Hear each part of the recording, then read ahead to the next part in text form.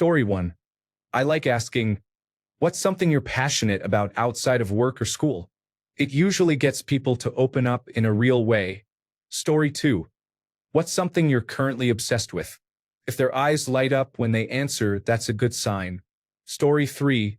What question would you want to be asked on a first date? I met a guy once, not on a date, just chatting with another guy, and he asked my favorite question. What is your current project? I explained what I have been working on with my motorcycle. For a date, you could phrase it differently, current obsession or what you are working on now. It was an easy way to get me talking about something I care about. It is harder when someone just asks, what are your hobbies? I have many hobbies and they all require explanation. I can tell you, but you would need to take notes. Story 4. A girl asked me what my body count was. I told her 1, but it was in self-defense. We are engaged now. Story 5. When I was dating, my favorite question was always, describe your perfect day. It gives great insight into a person's traits, habits, and interests. Story 6. I ask, what's something you've unlearned as you've gotten older? It always leads to deeper conversations and instantly reveals whether someone has done self-reflection or is still blaming others. Story 7.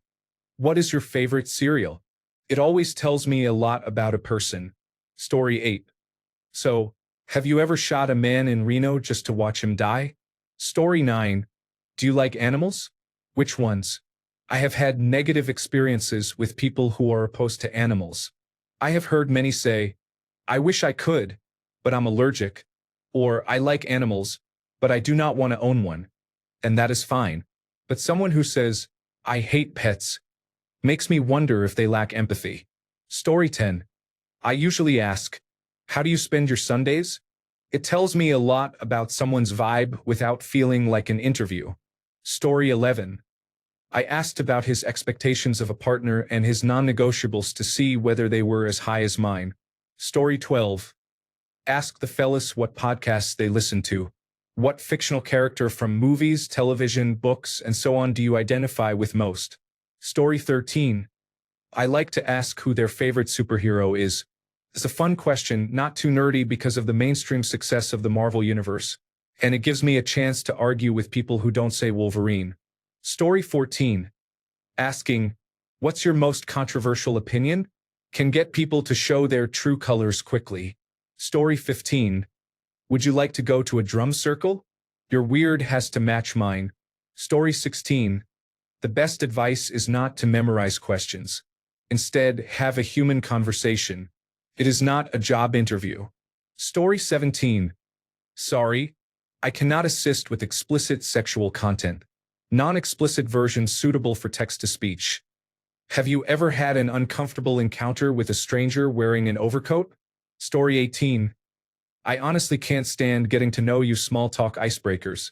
My vibe check is whether we can have a normal conversation and learn about each other that way. Story 19.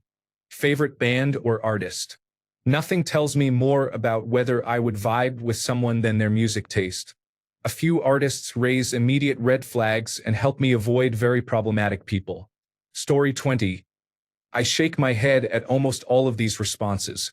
I ask people about their closest friends and how long they have been friends. That gives real insight into their character, their past, and the people they surround themselves with. Story 21.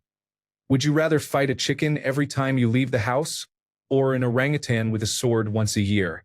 Story 22. What was the first concert you attended? Follow-up. What was the most recent concert you attended? Story 23. I ask what their favorite conspiracy theory is. If it's something grounded and plausible, like the Central Intelligence Agency had Kennedy assassinated, that's totally fine. I love to talk about those.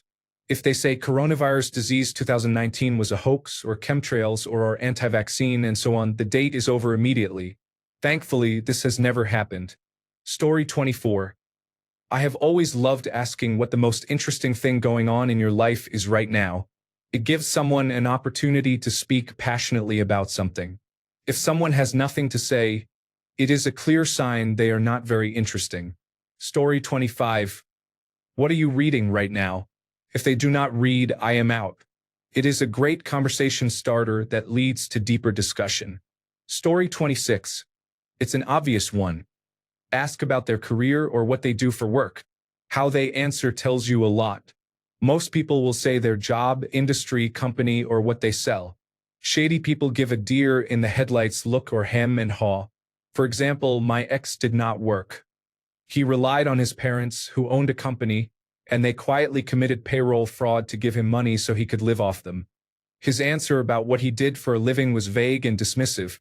He said he kind of worked for his dad, who handled properties, and that we did not need to get into it. Story 27. I asked if the forward pass should be banned in football. She asked what I was talking about. She said no and began to leave, then stopped and said yes.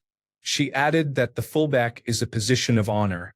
I proposed it before knowing anything else about her, and I treated her right by getting her large fries rather than small, because wisdom deserves class. Story 28. What happened in your life that makes you think dating me is a good decision? Story 29. Would you rather have the power to fly or be invisible? Hat tip to John Hodgman. Story 30. I started asking people what their intentions are. I might as well get straight into it so I don't waste time. Story 31. What's your favorite dinosaur and why? It's a disarming question. It lets me know if they can go with it and be playful. The traits they admire in a dinosaur tell me a lot about how they navigate the world. Story 32. How much do you hate Trump and Republicans? Laughing out loud. I ask that question before we even go on the date. Story 33. Did you vote for Trump or Hillary Clinton in 2016? If you were not American, who would you have voted for? Story 34. What Harry Potter house are you in? If they lecture me about the evils of J.K. Rowling, I roll my eyes because they are going to be terminally online and insufferable. Story 35. I work in childcare, so I always ask potential partners about their views on having children. It may seem unusual, but I want children and I want men to know that before we get too far into a relationship. It has actually been a pretty fun question. My boyfriend was open and honest, but I have received some wild answers. Story 36. So you want to get out of here and hook up? We have to make sure we both have the same vibe. But poor chick, you will get slapped in the face for that. Yes, most of them slap, but some of them have sex. Story 37. What made you agree to come on the date? I have found that most people internalize this question and cannot find anything positive to say. It is not asking for a compliment. It is simply asking about their intentions. They could say, I had nothing better to do, I wanted to see if there was chemistry between us, or many other things. Try it, and you will see that many people cannot handle this question without being negative. Story 38. What is your most liberal political belief? What is your most conservative political belief? Both questions screen for extreme political beliefs and for an inability to think critically about the world. Story 39. Do you get high on anything at all? I am a former addict and am very open about it. I have been clean for over 16 years and will not associate with anyone who still uses drugs or who has not been clean for 5 or more years. It is very important to me. Story 40.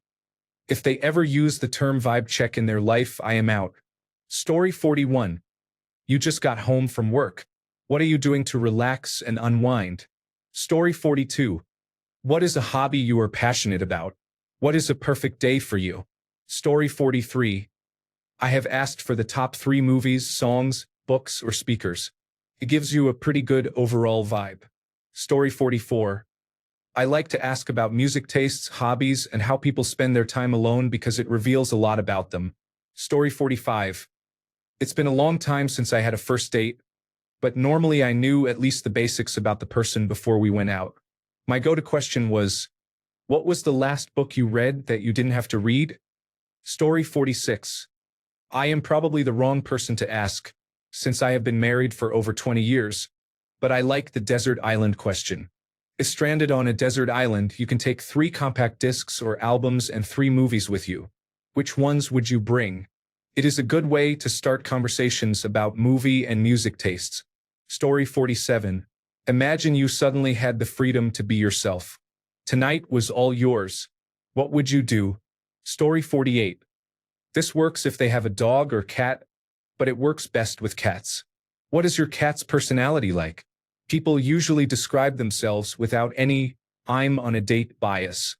If you think I am wrong, try it and see whether their answer can be countered with, "Did the cat tell you that?" Story 49. I never had a first date question. Total strangers, including first dates, almost always end up telling me their life story. It is like being a super priest. It can be very annoying, but it does come in handy at times. I have to make a conscious effort to be detached and aloof to avoid this happening. Story 50. What is your favorite movie? Or if you cannot pick just one, what are your top 3? Story 51. What is your favorite flavor of Starburst? You can learn a lot about someone based on how they answer non-serious opinion questions. Story 52. What's your favorite part of the day? What are you looking forward to? Story 53. Sometimes it is wordplay. Creative people often respond in kind. If I hear that they do not get it, that tells me a lot, and I may need to stick to simple topics. I might ask if they have any particular vices or bring up the visual arts, for example asking if they like pop art such as Andy Warhol. Listening to the answers gives me an idea of who or what I am dealing with. Story 54. If you were a professional athlete or a wrestler, what would your walkout song be? Story 55. Let's eat garlic cloves and breathe in each other's faces. Story 56. Also, I like random objects for icebreakers, just anything. Story 57. What is your favorite potato and why? I originally started asking it as a way to prioritize people who read my biography, but their answers ended up telling me a lot about their personalities. Story 58. What did you want to be when you grew up, and how far in the other direction did life take you? Story 59. Tell me about your best friend. I love my best friend. I could tell many fun stories that he and I have had. I would also pause briefly to describe my friend group and the things we do together. This shows my support system and how we reinforce one another. The question does not seem offensive. It is a pleasant getting to know you question. One woman answered her mother and another answered a coworker. That is not necessarily disqualifying, but it may indicate other issues. Story 60. I like to ask about their relationship with their parents. That tells a lot about a person. Story 61. The question, do you return your shopping cart? Tells me everything I need to know about their soul. Story 62. Something about cats. If they do not like cats, it will not go further. My boys come first. Story 63. Can I touch your hair? Perfect for a quick vibe check in any emergency situation when you just need to know and don't have time to waste. Story 64. What is your favorite bridge? This starts a lot of interesting conversations. Story 65. I usually ask what their perfect weekend looks like. Tells you a lot. Story 66. This is less relevant now, but asking what someone thought about making a murderer sounds innocent and can reveal a lot about a person.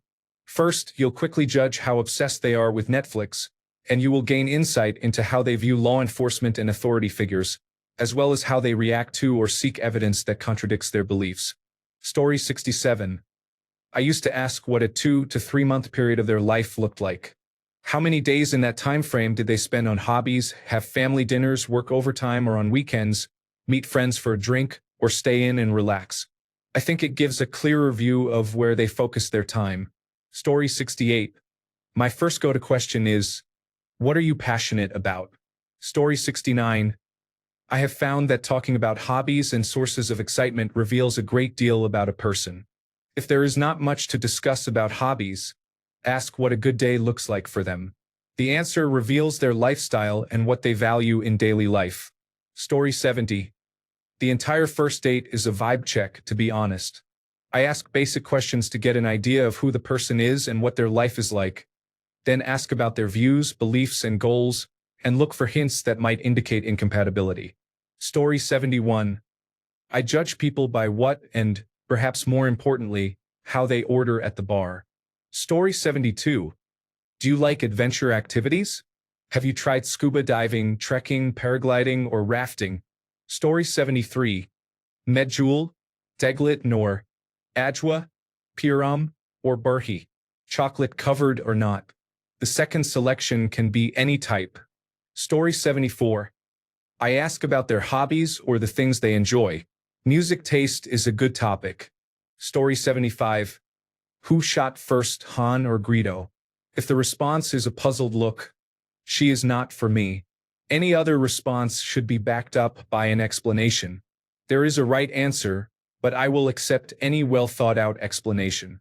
Story 76. If the Federal Reserve suddenly announced a 500 basis point rate hike tomorrow morning, would you rather short the 2-year Treasury futures with 50-to-1 leverage and bet the margin on Dogecoin? B. Rotate your entire 401k retirement account into physical cans of Campbell's soup and buy a bunker in Idaho? Story 77. Do you enjoy giving oral sex? Admittedly, I don't go on many second dates. Story 78. Do you want to pick 2 entrees from the menu and split them between us? Story 79. I usually ask, what is your idea of a perfect weekend? It tells me a lot about how relaxed or intense they are. Story 80. I don't need to do this, but I will provide it for future reference. Question. If you had to choose between 2 people's arguments and you don't know either person, who would you choose? Responses and meanings. I wouldn't get involved. More likely to avoid conflict if it does not concern them or does not hold their attention. If I really had to, I'd ask about the situation and choose based on that logical approach. Check whether they would choose a side that opposes yours before proceeding. Will they get aggressive? Are you sure I should intervene? Indicates a high level of trauma related to arguments. Expect difficulty with in-laws or others who stand by. Automatic defensiveness is rarely tolerable. Assuming they won't become hostile and it's a simple argument, why would I need to intervene? Overly logical and hypervigilant. May indicate trauma at the level of post-traumatic stress disorder but not necessarily problematic on its own. Their actions will reveal the truth. I wouldn't take a side unless it was necessary. Ask them to define necessary. It will likely be a serious situation and you should follow up to see their choice in detail. This response often indicates emotional maturity, intelligence, selflessness, and rational thinking. Additional notes. Their answer gives an indication of who may lie and how they react in similar situations with friends. Providing a random example lets them answer without the social constraints that occur with friends or family. The best liars do not tell outright falsehoods. They tell a portion of the truth and let you infer the rest. Not specifying person after either allows them to choose between actual people or between a person and an opinion, which reveals what matters more to them. Someone who chooses opinions can be ideal because, if opinions align, it can be a good foundation, excluding other relationship factors. Someone who chooses a person is not necessarily bad, but watch their actions since you are not guaranteed to be their preferred person. Early dating does not guarantee change over time. I have asked this question of everyone I have cut off and of those I still speak with because it reveals who they are. Story 81. The answer to, "What have you been reading lately?" usually tells me all I want to know. Story 82. If you were a meal, what meal would you be and why? It can be surprisingly illuminating about how someone sees themselves. Story 83. I like to ask a few more specific questions. Do you travel? So, where have you been? Is there any place on your bucket list? How do you like to travel? I love to travel, and I have learned that if we do not align on the basics, it probably will not work out. I learned that the hard way with my ex-wife. Story 84. What do you need most in a relationship to make you feel secure? Story 85. Thoughts on vaccines, prenuptial agreements, and baby names, all asked in a roundabout way. Story 86. If you did not have to worry about making money to survive, what would you do every day? Story 87. Let's get straight to the point. Who else are you seeing? Story 88. Question. If a lesbian sex gang were terrorizing your neighborhood, would you sit back and do nothing, or how would you react? Thanks a bunch for sticking around till the end of the video. Remember to subscribe, and until next time, stay awesome and goodbye.